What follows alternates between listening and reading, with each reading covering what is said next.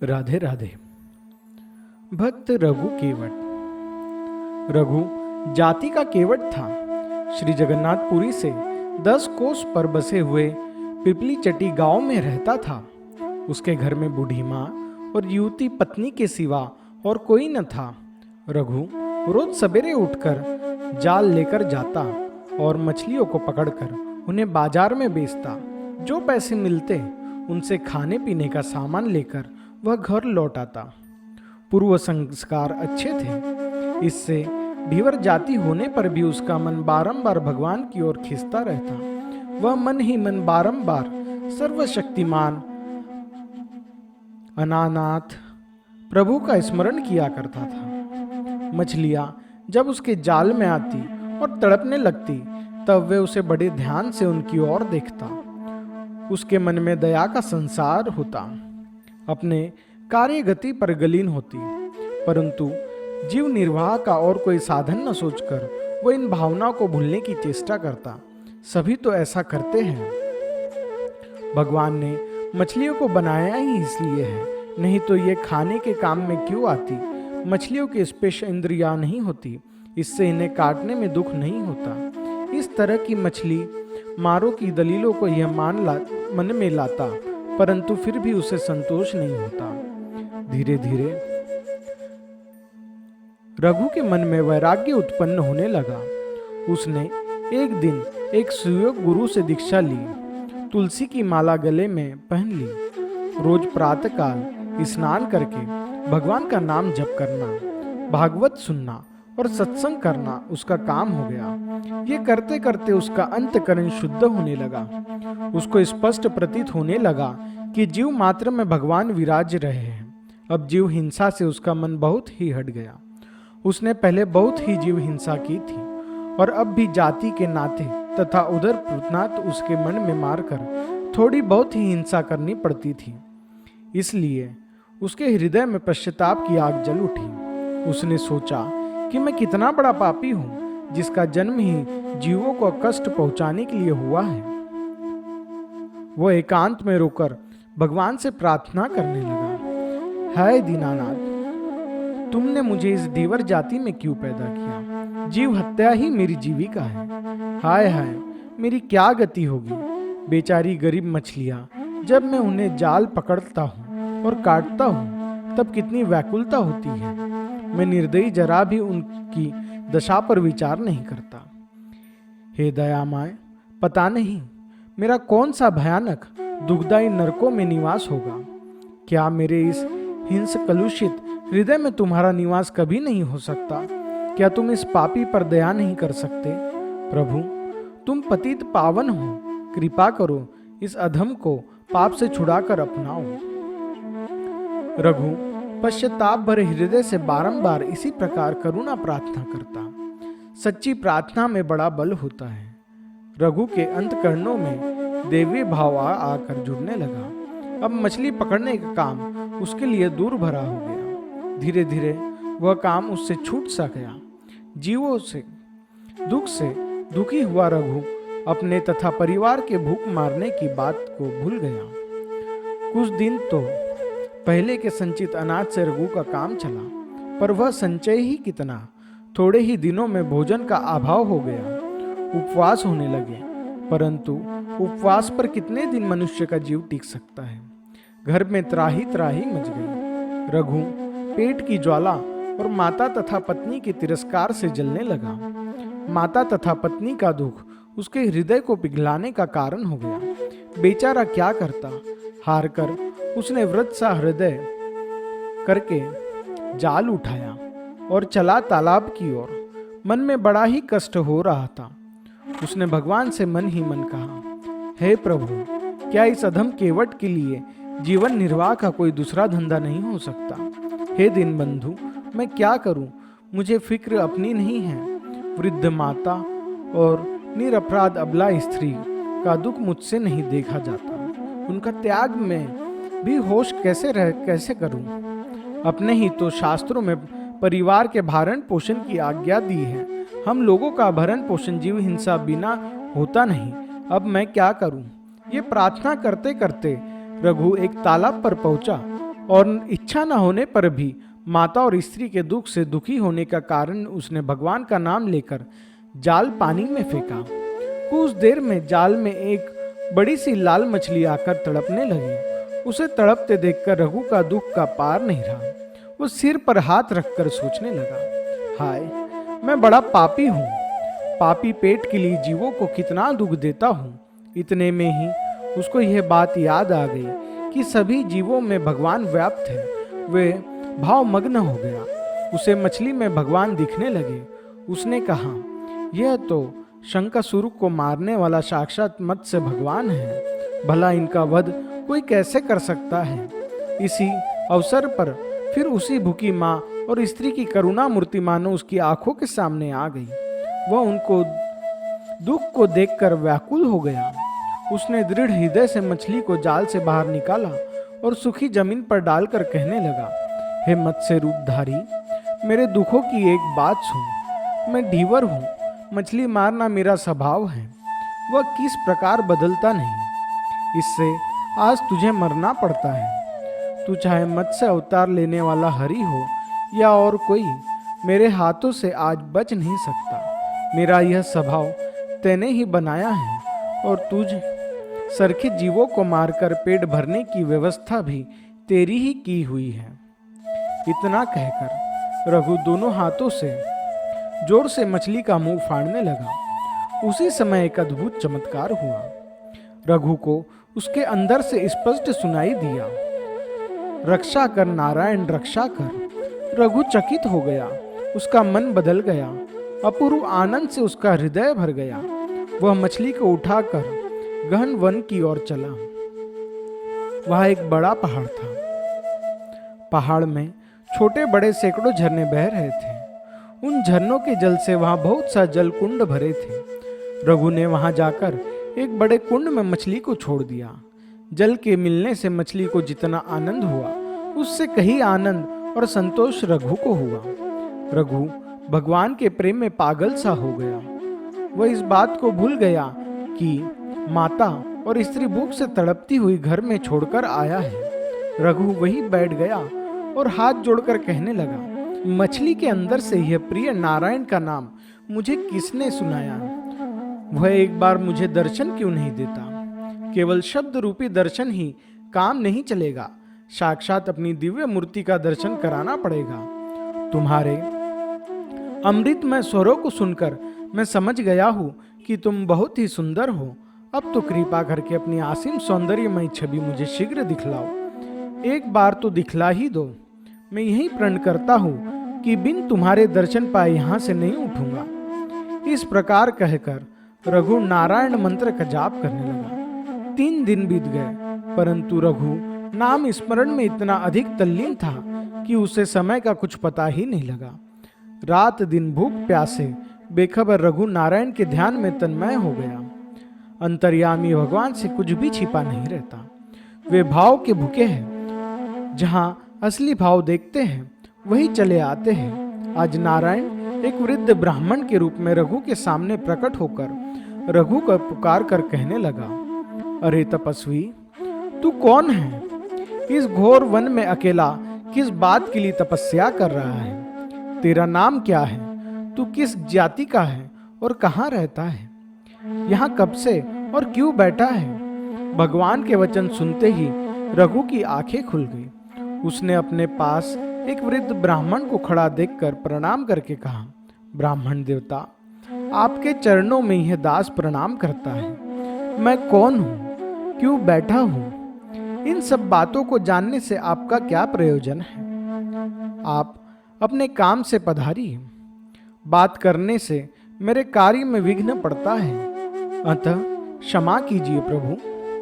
रघु की बात सुनकर ब्राह्मण वेशी भगवान ने कहा, भाई, मैं तो चला जाऊंगा, परंतु तू इतना तो विचार कर, कई मछली के अंदर से भी कोई बोल सकता है।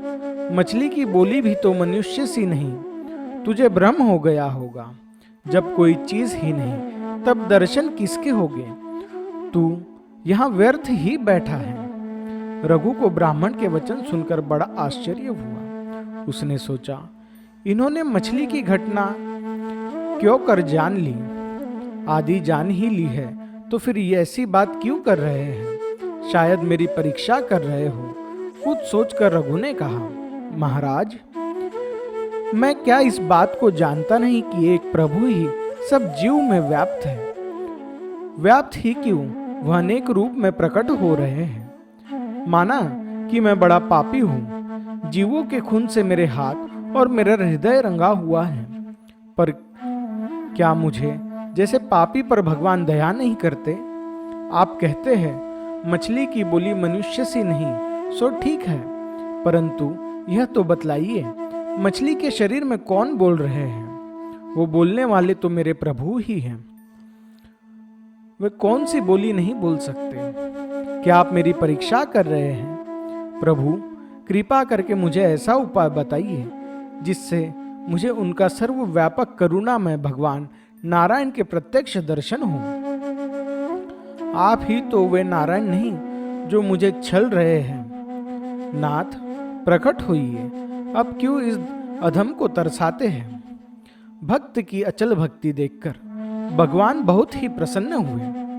उनकी आंखों में प्रेम अश्रु भर आया और रघु केवट को कृतार्थ करने के लिए वे गंभीर स्वर में बोले।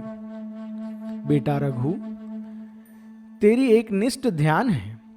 मैं तेरे लिए ही वैकुंठ को छोड़कर यहाँ निर्जन वन में दौड़ आया हूं। मैंने ही मछली के अंदर से तुझे नारायण नाम सुनाया था। बता, अब तुझे विश्वास हुआ या नहीं? रघु ने कहा, भगवान, आप जो कहते हैं सो सत्य है, परंतु निपट निर्बोध हूं। मुझे अभी आपकी भक्ति के प्रताप से वे दिव्य नेत्र नहीं मिले हैं कि मैं प्रत्यक्ष रूप में आपको पहचान सकूं। मेरे सामने तो आप अपने उसी शंख चक्र गधा पद्मधारी चतुर्भुज रूप से प्रकट होइए। हे दयानिधि, मैं अंधा हूं, मैं पाप कलुषित हृदय हूं। मुझे भक्त रूपी आंखें दीजिए और पर्दा उठाकर अपने दिव्य दर्शन कराइए। आपने मछली के वेश में दर्शन देकर मुझे अपना घर बार, कुटुंब, देश, आहार, निंद्रा आदि बंधन से छुड़ा दिया। अब ब्राह्मण वेश में दर्शन देकर क्या प्राण भी छुड़ाना चाहते हैं? अच्छी बात है, जब तक आपके वैकुंठ विहारी रूप के दर्शन नहीं होंगे तब तक मैं अन्न जल ग्रहण नहीं करने का। हे करुणामय, अब आपने स्वाभाविक करुणा की प्रेरणा से जाति, कुल, शौच, सदाचार और पुण्य आदि का विचार न करके इस अधम को अपना लिया है, तब फिर अपनी भुवन मोहिनी मूर्ति के दर्शन कराने में क्यों हिचकिचाते हैं? यो कहते कहते रघु भगवान के चरणों में लिपट गया। भक्त की प्रेम भरी वाणी सुनते ही भगवान अपने दिव्य चतुर्भुज रूप से प्रकट होकर उसे दर्शन दिए और वर मांगने के लिए कहा। भक्तवत्सल भगवान के दिव्य दर्शन पाकर रघु कृतार्थ हो गया। मुग्ध हृदय से वह टकटकी लगाए दिव्य रूप का सुधापान करने लगा। वरदान क्या मांगे, उसके नेत्रों से आनंद के अश्रु बहते हुए गदगद वाणी से कहा, आहो, मैं बहुत ही बड़भागी हूं। मेरे सामने साक्षात भगवान जगत में दूसरा कौन है? देवता भी जिनके दर्शन को तरसते हैं वे वैकुंठनाथ प्रभु आज मुझे अदम हिंसा जीवी धीवर के लिए कुछ कटकों से भरे इस घोर जंगल में खड़े हैं। इससे बढ़कर दया और क्या हो सकती है? प्रभु, आपकी करुणा और भक्त वत्सलता को अब मेरे लिए और क्या मांगना और पाना बाकी रह गया। आशीर्वाद दे जिससे मेरा हृदय निरंतर आपके ध्यान में तल्लीन रहे और ये नेत्र सदा सर्वत्र दिव्य मूर्ति के दर्शन किया करें। भगवान ने और भी वर मांगने को कहा। अब बेचारा रघु क्या करें? उसने सोचा, भक्ति तथा भगवान के दर्शन से बढ़कर वरदान और क्या हो सकता है? ये दोनों चीजें तो भगवान ने दया करके ही दे दी है। अब क्या मांगू? हाँ, मेरा जीव हिंसा का स्वभाव पलट जाए, यह बात अवश्य है। यद्यपि आज मेरे मन में जीव हिंसा की भावना भी नहीं है, परंतु जाति स्वभाव तथा पूर्ण भय अभ्यास से कदाचित फिर कोई कुकर्म बन जाए, इसलिए यह स्वभाव ही बदल जाना चाहिए। यह सोचकर उसने कहा, प्रभु, मांगने को तो कुछ भी नहीं रह गया, परंतु आपके आग्रह से मैं छोटी सी चीज मांगता हूँ। जाति का दीवर होने के कारण मछली मारना मेरा प्रतीक स्वभाव है। हम लोगों को दूसरी बात सूझती ही नहीं। जो बेचारे भूले हुए लोग आपके नाम पर या आपकी ही मृत मूर्ति जगजननी के नाम पर यज्ञ या पूजा में मुख पशुओं को मारते हैं, वे तो कामना के विषीभूत हो वह पापचरण करते हैं। वे इस बात को भूल जाते हैं कि अपना ही अंग काटने से कोई प्रसन्न होता है तो भगवान भी जीव हत्या से प्रसन्न हो सकता है, इसलिए वे जीव हत्या करते हैं। परंतु हम लोगों का तो धंधा ही ऐसा है।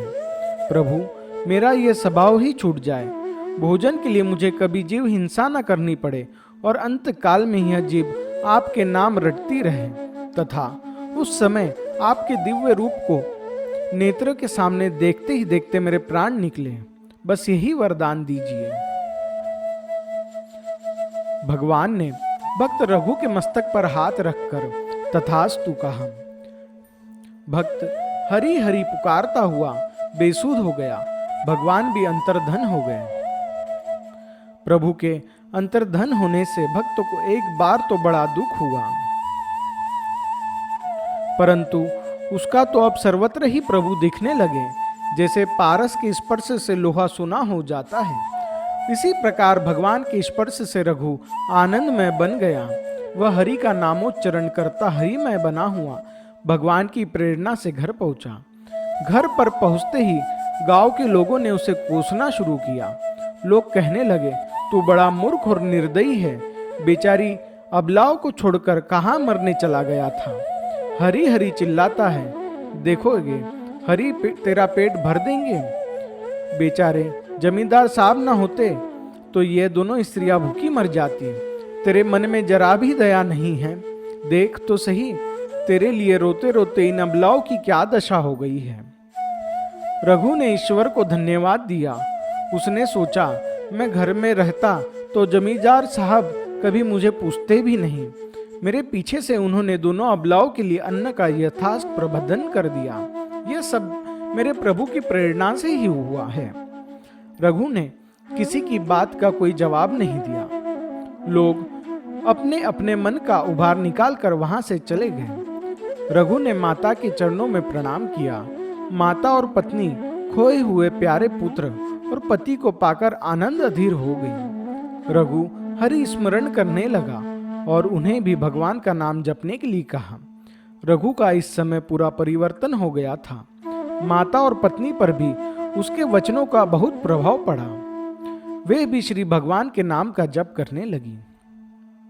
रघु प्रतिदिन सवेरे उठकर शौच स्नान करता और भगवान का भजन करता, फिर कीर्तन करता हुआ गांव में घूमता। किसी से कुछ भी मांगता नहीं, परंतु लोग स्वाभाविक ही उसकी ओर आकर्षित होकर उसे बुला बुला कर देना चाहते। यही अंतर्यामी की ही प्रेरणा थी। रघु को प्रतिदिन बिना मांगे तीनों के भोजन जितनी सामग्री अनायास मिल जाती। रघु उसे ले जाकर माता को दे देता। पुत्र के इस प्रकार उस छोटे से गांव में प्रतिदिन बिना मांगे आवश्यक भोजन सामग्री मिलते देखकर माता के मन में बड़ा आश्चर्य होता, आनंद भी होता। माता और पत्नी मिलकर भोजन बनाती। ठाकुर जी के भोग लगाकर प्रसाद रूप में तीनों प्राणी उसे पाकर प्रसन्नता पूर्वक भगवान का भजन करते।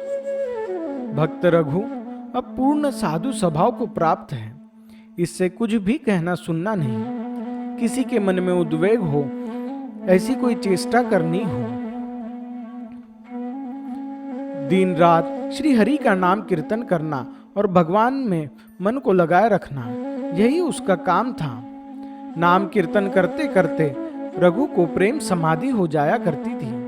गांव के कुछ दुष्ट बालक रघु को छोड़ते, उसके पीछे दौड़ते, परंतु रघु कुछ भी जवाब नहीं देता। इससे लड़कों का साहस बढ़ गया कुछ बदमाश लड़के गालियां देने लगे और एक दोनों तो ढेले फेंकना भी शुरू कर दिया। रघु पहाड़ के सदृश अचल था। उसे कोई कुछ भी करे, उसे प्रेम सिंधु में डूबे हुए तो कुछ पता ही नहीं था। रघु की ऐसी स्थिति हो गई कि उसका जब ब्रह्म ज्ञान रहता था तब उस पर गालियों और मार का कोई असर नहीं होता था। क्रोध, क्षोभ और दुख मानो उसके हृदय से सदा के लिए बहिष्कृत हो गए। फिर प्रेम समाधि की अवस्था में जबकि बाहरी होश बिल्कुल ही नहीं रहता तो क्रोध या क्षोभ भी कहां से होता। परंतु रघु की इस उदासीनता से लड़कों का उपद्रव बहुत बढ़ गया। बिना ही कारण रघु को सताना और मारना गांव के आवारा लड़कों के मनोरंजन का सहज साधन बन गया। रघु कहीं भी जाता तो लड़कों की टोली अपना काम करती हुई उसके पीछे रहती। भले लड़के तो केवल हंस हंसा कर ही रह जाते, परंतु बदमाशों को धूल फेंकने और ढेला मारे बिना आनंद नहीं आता। गांव के भले लोग लड़कों को ऐसा करने से रोकते, तब जो अच्छे लड़के होते वे तो अलग हो जाते, परंतु ढीठ लड़के किसी की भी नहीं मानते। एक दिन रघु गांव से भीख लेकर अपने घर की ओर जा रहा था। इतने में ही पीछे से आकर एक दृष्ट लड़के ने उसकी पीठ पर एक कांटों वाला डंडा मार दिया। रघु कुछ भी नहीं कहा। अब तो लड़का बारंबार घूम घूम कर डंडा मारने लगा। रघु का शरीर लहूलुहान हो गया, खून की धारा बह निकली, तो भी रघु ने अपने मुंह से एक शब्द नहीं कहा। परीक्षा हो चुकी। अब भक्ति को योग सोम का वहन करने वाली भक्ति शक्ति ने अपना कार्य शुरू किया।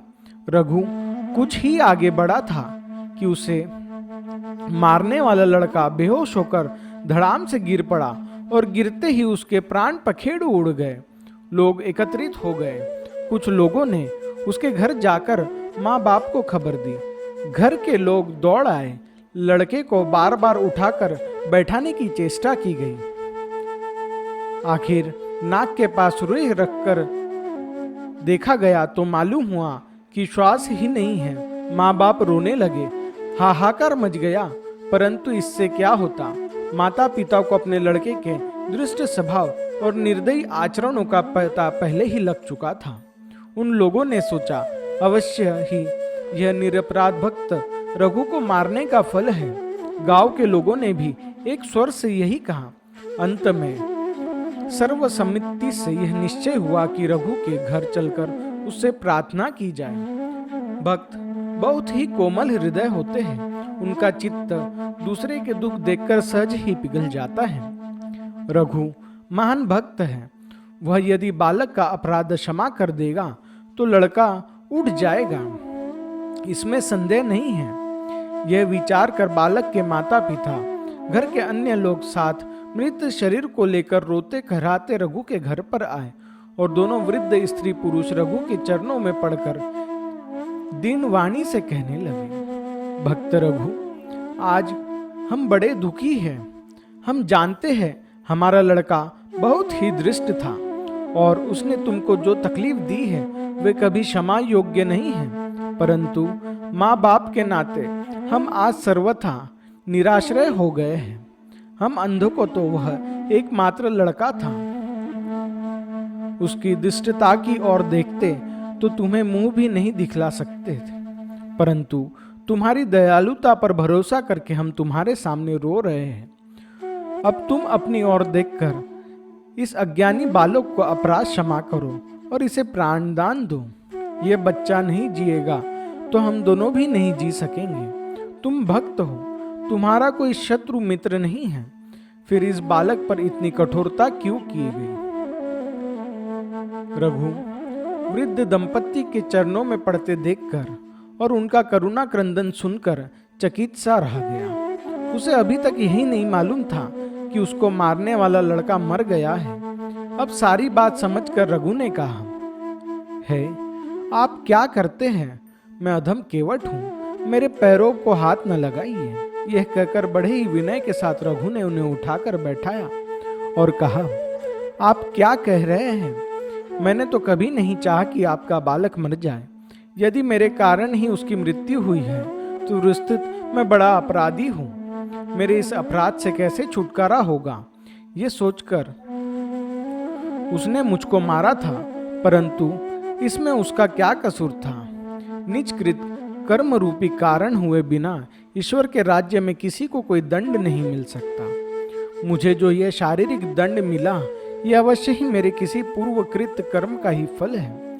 वह तो बेचारा केवल मूर्खतावश निमित्त बन रहा है। हे परमेश्वर, मैं कैसा अनन्यायी और पापी हूँ कि आज मुझे अधम के कारण इन वृद्ध स्त्री पुरुष के महान संकट पड़ा है। यदि वास्तव में मेरे मन में उनके बालक के प्रति उनके द्वारा मुझ पर मार पड़ते समय भी कोई द्वेष न उपज हो, तो हे प्रभु, दया कर बालक को जीवन दान दीजिए। यो कहते कहते रघु की आंखों से अश्रुओं की धारा बहने लगी। उसने प्रेमावेश में कहा, भाइयों, आओ हम सब मिलकर श्री हरि नाम की धुन लगावे और बालक से उठ बैठने के लिए कहें। इतना सुनकर सबने मिलकर हरि कीर्तन आरंभ कर दिया। मृत बालक के चारों ओर घूम घूम कर गांव के सभी लोग कीर्तन करने लगे। रघु केवट प्रेम में पागल होकर नाचने लगा और सब लोग मिलकर बालक को पुकार पुकार कर उठ बैठने के लिए कहने लगे। भक्त की दृढ़ श्रद्धा, भगवान में महात्मय और भक्त वत्सल भगवान की कृपा प्रभाव देखते ही देखते बालक अंग मरोड़ कर नींद से जागने की भांति उठ बैठा। बालक को जीवित देखकर माता पिता को जो आनंद हुआ, उसकी कोई सीमा नहीं है। अब सब लोग प्रेम मतवाले होकर परम लोक से साथ हरि हरि की ध्वनि करने लगे। दुष्ट बालक की भी मति बदल गई, वह भी हरि कीर्तन मत्त हो गया। आनंद का सागर उमड़ उठा। सब लोग प्रेमानंद सुधा का पान करके मस्त हो गए। कुछ समय बाद रघु ने सबको भगवत प्रेम का उपदेश प्रदान करके अपने अपने घर जाने को कहा। लोग विस्मय और आनंद में डूबे हुए घरों को लौटे। इधर रघु भगवान के भजन में तल्लीन हो गया। भागवत भजन के प्रताप से रघु में इतनी शक्ति आ गई, उसके मुंह से जो कुछ भी निकलता वह सत्य हो जाता। होते होते देश भर में रघु केवट की ख्याति फैल गई। सभी लोग उसे महान भक्त और वचन सिद्ध महात्मा मानने लगे। ख्याति बढ़ने के साथ ही भिन्न भिन्न कामना वाले दर्शनार्थी स्त्री पुरुषों की भीड़ उसके घर पर रहने लगी। रघु इस प्रपंच से घबरा गया। वास्तव में प्रतिष्ठा और प्रसिद्धि भजन के प्रधान शत्रु हैं। जो प्रभु को भजना चाहता है, प्रभु को प्राप्त करना चाहता है, उनके लिए तो यह महान हानिकारक प्रतिबंधक ही है। परंतु सिद्ध पुरुष के लिए भी प्रतिष्ठा और प्रसिद्धि का त्याग ही परम आदर्श माना गया है। जो साधक प्रतिष्ठा के चक्कर में पड़ जाते हैं, उनका भजन ध्यान बिल्कुल छूट जाता है। वे भागवत प्राप्ति के मार्ग से सर्वथा गिरकर बहुत दूर चले जाते हैं। रघु केवट बड़ा भाग्यवान था। इससे उसने इस लोक प्रतिष्ठा को शुकारी विष्ठा के समान समझकर सर्वथा त्याग कर दिया। वह घर छोड़कर निर्जन एकांत स्थान में रहने लगा। अब उसके 24 घंटे केवल श्री भगवान के भजन में ही बीतने लगे।